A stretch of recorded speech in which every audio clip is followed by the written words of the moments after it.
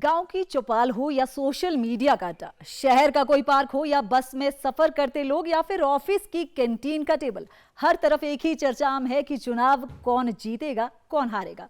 जनता की इसी नब्ज को टटोलने और हवा का रुख जानने के लिए हम लेकर आए हैं हमारा ये खास कार्यक्रम जनादेश। नमस्कार, मैं प्रियंका गौतम। जनादेश के आज के अंक में आप सभी का स्वागत है। प्रदेश की चारों सीटों पर इस बार मुकाबला रोचक होने की उम्मीद जताई जा रही है। भाजपा और कांग्रेस दोनों ही मुख्य दलों ने चुनाव प्रचार में पूरी ताकत झोंक दी है और सभी प्रत्याशी किसी न किसी मुद्दे को लेकर एक दूसरे को घेरने में लगे हैं। कार्यक्रम में आगे बढ़े इससे पहले देखिए जनादेश हेडलाइंस।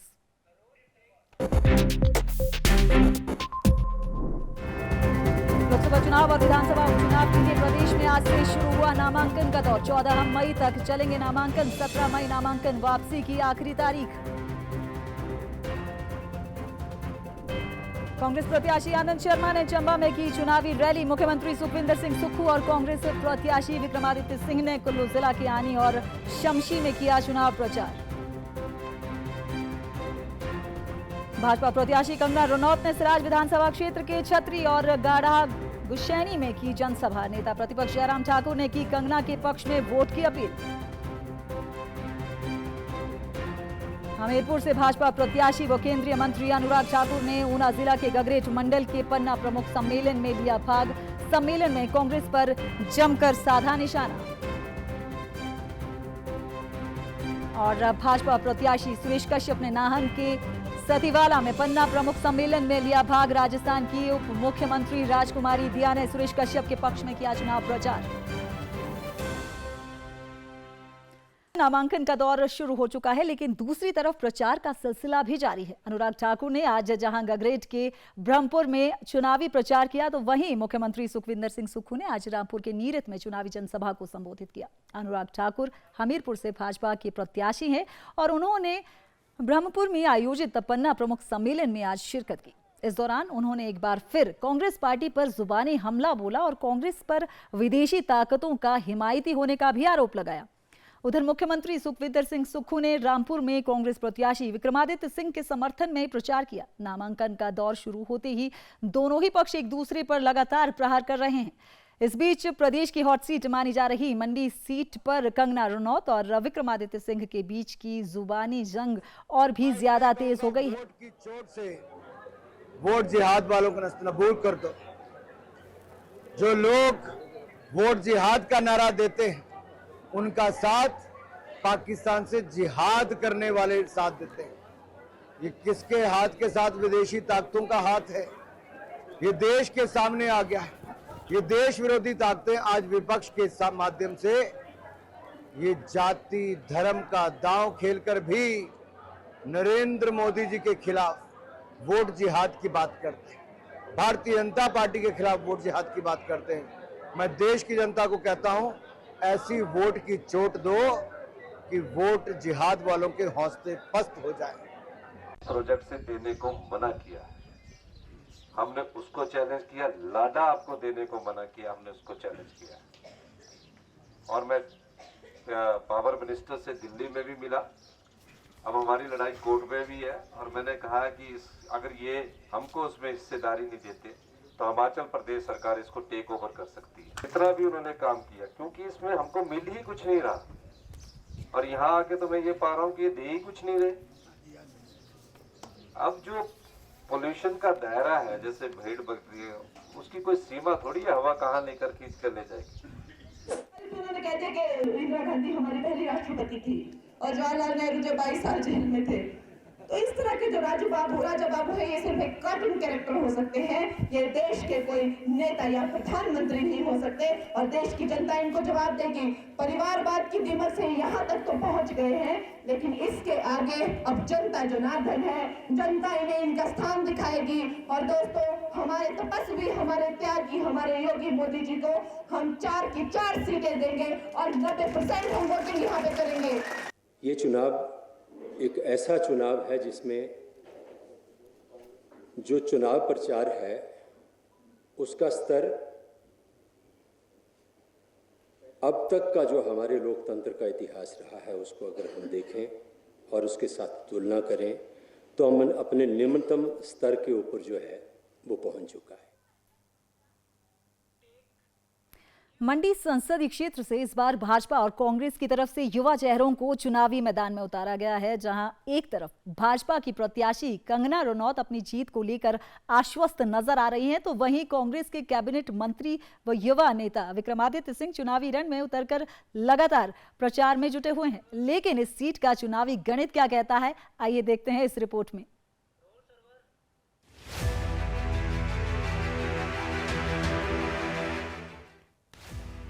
देश की राजनीति में आज भी राज परिवारों का दबदबा देखने को मिलता है। इस दबदबे का गवाह हिमाचल प्रदेश का मंडी संसदीय क्षेत्र भी है। मंडी संसदीय क्षेत्र को राजाओं और रजवाड़ों की सीट कहा जाता है। हालांकि इस सीट पर राजाओं और रजवाड़ों को आम नेताओं ने हराकर इतिहास रचा और एक अलग पहचान बनाई है। मौजूदा समय में ये सीट राज परिवार के पास ही है और ये संसदीय क्षेत्र क्षेत्रफल के लिहाज से देश का दूसरा सबसे बड़ा संसदीय क्षेत्र भी है। 13 बार राज परिवारों के पास रही है ये सीट। 1952 में पहली बार रानी अमृत कौर चुनी गई थी सांसद। कांग्रेस पार्टी की उम्मीदवार थी रानी अमृत कौर। देश की पहली स्वास्थ्य मंत्री भी बनी थी रानी अमृत कौर।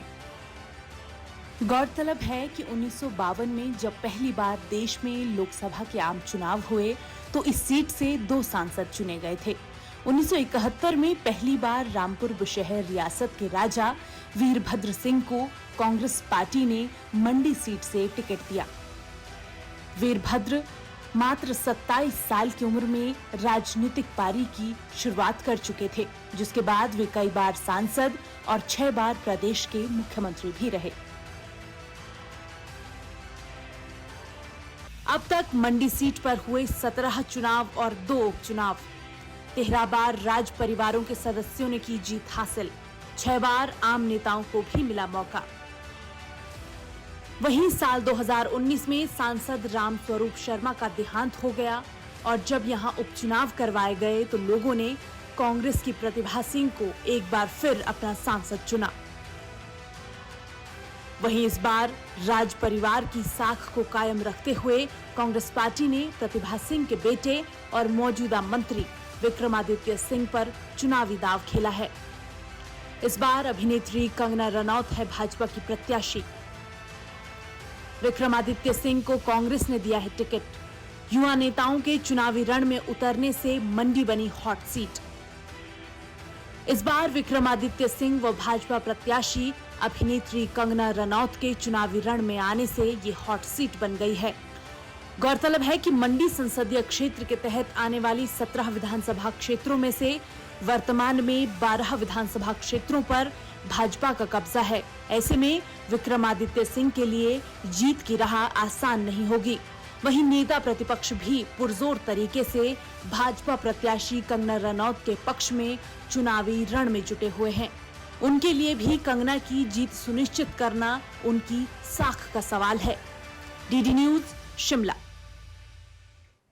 जनादेश में अब वक्त हो चला है वोट यात्रा का।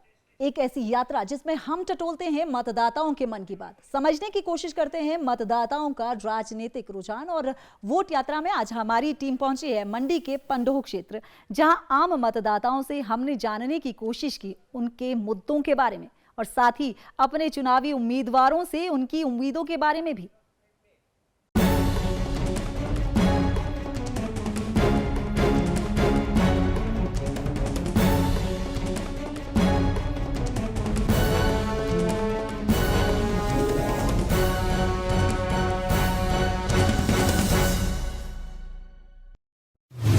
डीडी न्यूज़ की वोट यात्रा इस वक्त पहुंची है मंडी जिला के पंडोह में। पंडोह जो मंडी संसदीय क्षेत्र के तहत सदर विधानसभा क्षेत्र आता है उसका एक हिस्सा है। तो हम कह सकते हैं कि 4 विधानसभा क्षेत्रों का एक तरीके से केंद्र बिंदु जो है वो पंडोह को माना गया है। और जब बीते दिनों में बरसात यहाँ पर आई तो आपदा का बहुत बड़ा दंश पंडोह की जनता ने झेला और यहाँ पर मंडी सदर और द्रंग विधानसभा क्षेत्र को जोड़ने के लिए 100 वर्ष पहले जो अंग्रेजी हुकूमत में एक पुल बना था जिसे यहाँ के लोग लाल पुल के नाम से जानते थे, वो पुल उस बाढ़ की भेंट चढ़ गया। किस प्रकार की दिक्कतें यहाँ के लोग झेल रहे हैं, उन सभी विषयों पर बातचीत करने के लिए इस वक्त लोग हमारे साथ मौजूद हैं। सर, सबसे पहले अपना नाम बताएं और कहाँ के आप रहने वाले हैं और क्या दिक्कत इस पुल के टूटने के कारण हो रही है उसके बारे में बताएं। मैं गोपाल ठाकुर इलाका बदार से ग्राम पंचायत देवरी से हूँ, समाज सेवी हूँ। तो इस पुल के टूटने से जो आप पता जो हमारी 6 पंचायत इलाका बदार क्षेत्र की आई है और हमारे पंडो बाजार मेन बाजार को जो समस्या आई है वो बहुत ही बड़ी समस्या आई है। और इस पुल के टूटने से हमें लगभग 12, 13, 14 किलोमीटर का एक्स्ट्रा गाड़ी में किराया देना पड़ रहा है। और बीच में एक वैकल्पिक मार्ग पंडो डैम से हमारे को चालू किया था, लेकिन एक हफ्ता से लगभग वो भी बंद कर दिया गया, जिससे हमारी 5-6 पंचायतों के लोग भारी समस्या में, जिसमें हमारे स्कूल के बच्चे और पेशेंट जैसे मतलब बहुत सारी ऐसी समस्या जिससे कि क्षेत्र के लोगों का बुरी तरह से कट हो गया है।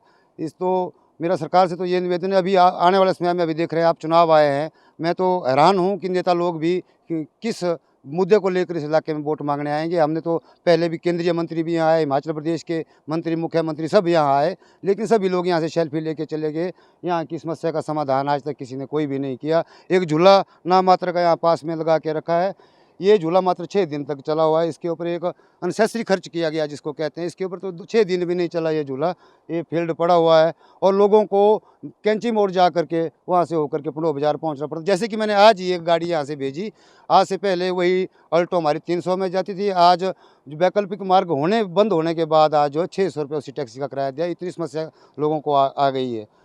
चलिए, कुछ और लोग हैं। आपका शुभ नाम क्या है और कहाँ के रहने वाले हैं? मैं गोविंदर कुमार, स्थानीय निवासी पंडो का हूँ। यहाँ पे व्यापार करता हूँ, रेडीमेड की दुकान है। 7 सालों से मैं दुकानदारी कर रहा हूँ, लेकिन जो पिछली बरसात में यहाँ पर फ्लड आया उसकी वजह से आप मानेंगे काम तो ना के बराबर ही रह चुका है, क्योंकि 6 पंचायतें जो जुड़ी हुई है बदार की, वो पूरी तरह से टूट गई है, क्योंकि कॉलेज स्कूल के सारे बच्चों को आना जाना यहीं से था। तो उनके लिए भी एक समय सारणी की भी दिक्कत है, बस का कोई वो नहीं है, टैक्सी के लिए एक्स्ट्रा पैसा लग रहा है, हर चीज़ के लिए एक्स्ट्रा पे करना पड़ रहा है। तो सरकार को इस पर ध्यान देना चाहिए और जो ये लाल पुल है इसका निर्माण जल्द से जल्द होना चाहिए। और बिज़नेस तो सर माफ़ी चाहूँगा मैं, ना के बराबर है। तो लोगों का कहना है कि जो पुल टूटा है उसकी वजह से बिजनेस पे भी प्रभाव पड़ा है। आपका शुभ नाम और कहाँ के रहने वाले हैं? तीर्थराम पंडो के निवासी हैं जी, हम पंडो बाजार में रहते हैं, हमारी दुकान है यहाँ पर। 1 साल हो गया हम बेकार बैठे हुए हैं बिल्कुल भी। तो ये इस बार यहाँ का मुख्य चुनावी मुद्दा है, हम कह सकते हैं। चलो, चुनावी मुद्दा तो रहेगा। मैं मन्नू ठाकुर, ग्राम पंचायत देवरी से। यहाँ पर जो भारी बरसात के कारण पंडो का जो लाल पुल बह चुका है, तो मैं सरकार और पक्ष विपक्ष की बात दोनों के लिए रखूँगा।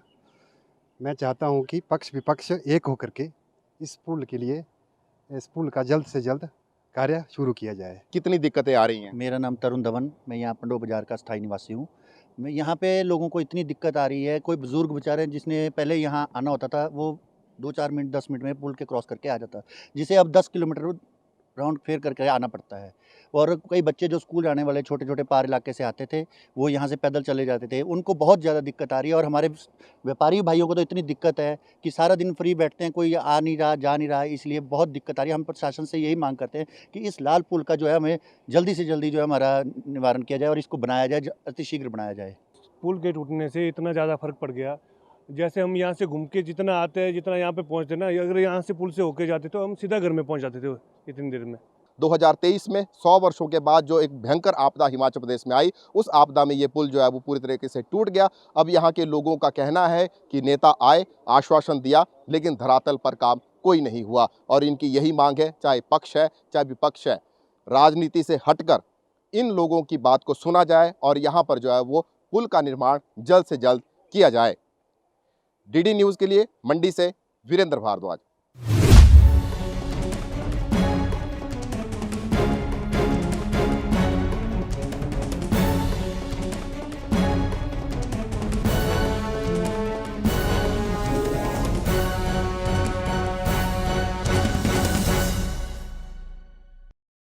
देश भर में 3 चरणों के चुनाव खत्म होने के बाद आज चुनावी पारा और भी चढ़ गया है और सभी राजनीतिक दल अपनी अपनी तैयारियों में जुट गए हैं।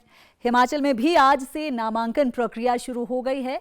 हालांकि मतदान आखिरी चरण में है और 1 जून को मतदान होना है। चुनाव की तैयारियों को लेकर चुनाव आयोग ने भी कमर कस ली है और मंडी में चुनाव की तैयारियों को लेकर हमारे संवाददाता अंकुश सूद पहुंचे हैं जिला चुनाव अधिकारी के पास। देखिए क्या कह रहे हैं अपूर्व देवगन। पूरे देश में लोकसभा चुनाव हो रहे हैं और इसी कड़ी में हिमाचल में आखिरी चरण में मतदान होगा।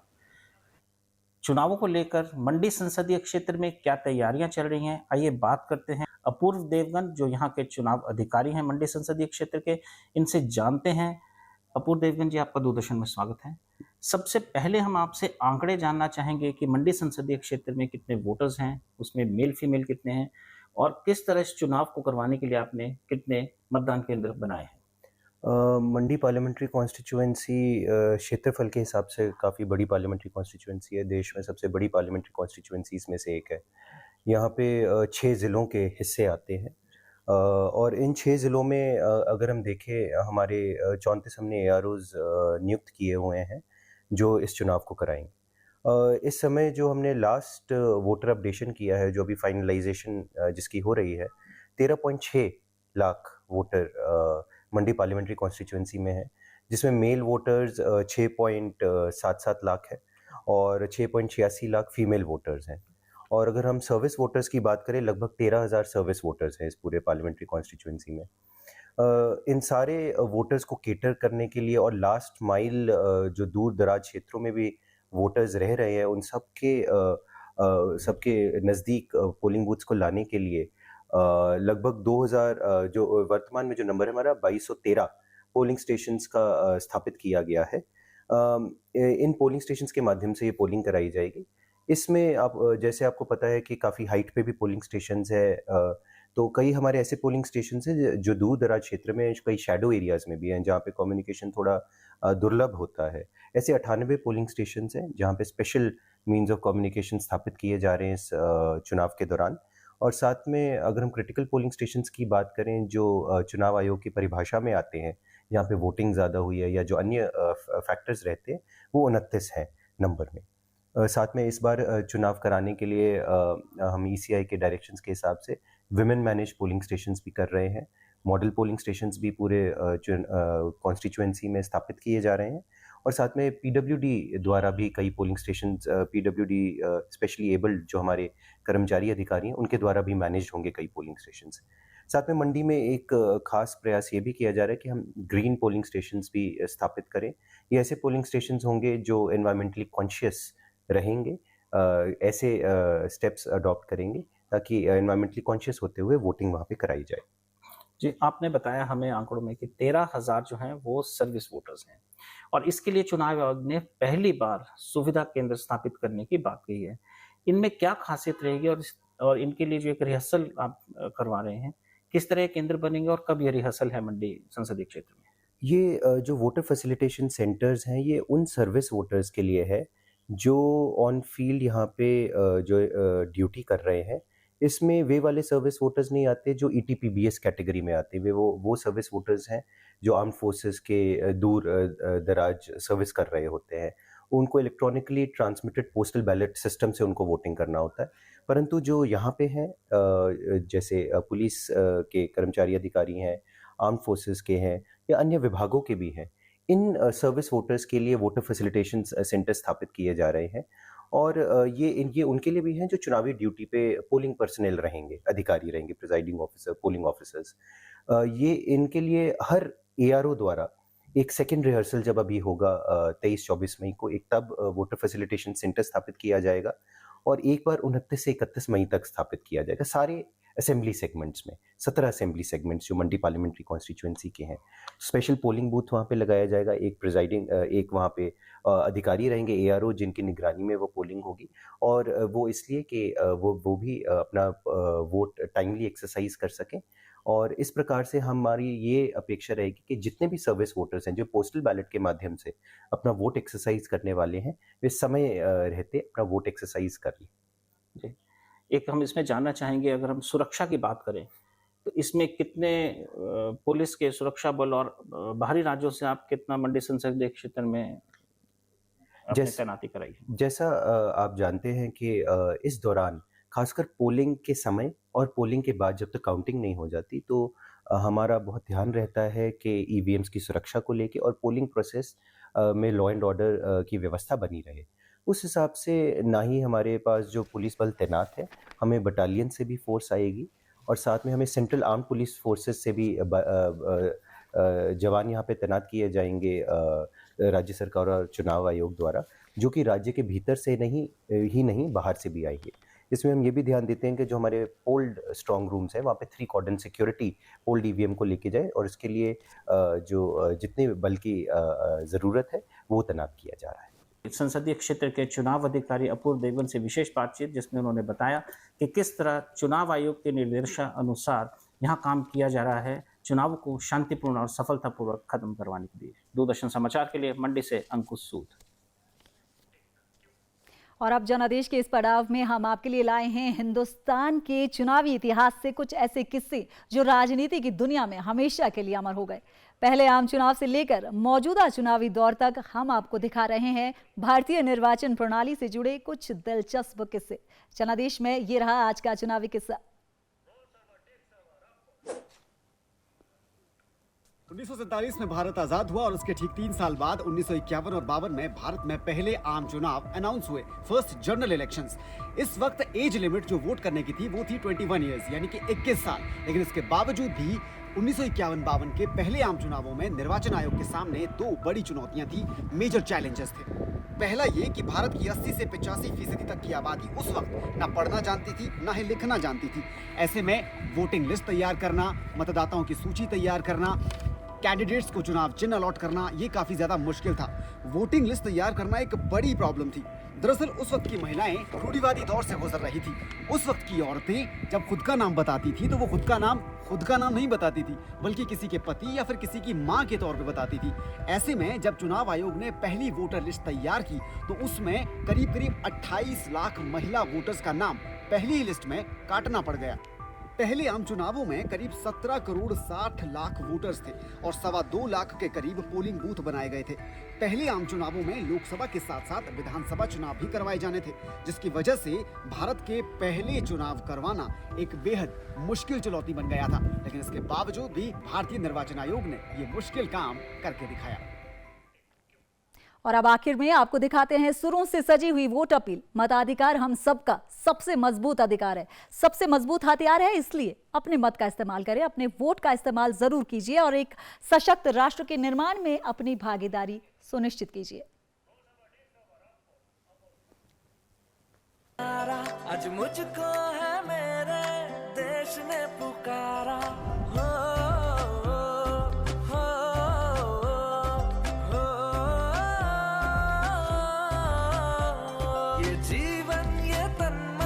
सब कुछ है तुम्हारा। आज मुझको है मेरे देश ने पुकारा, जो सोचे और ठाने तो करके दिखा दे। ऐसे है मेरे देश के फौलादी इरादे। आज चल पड़े हैं हम सबके कदम, बदलने भाग्य देश का निकल पड़े हैं हम।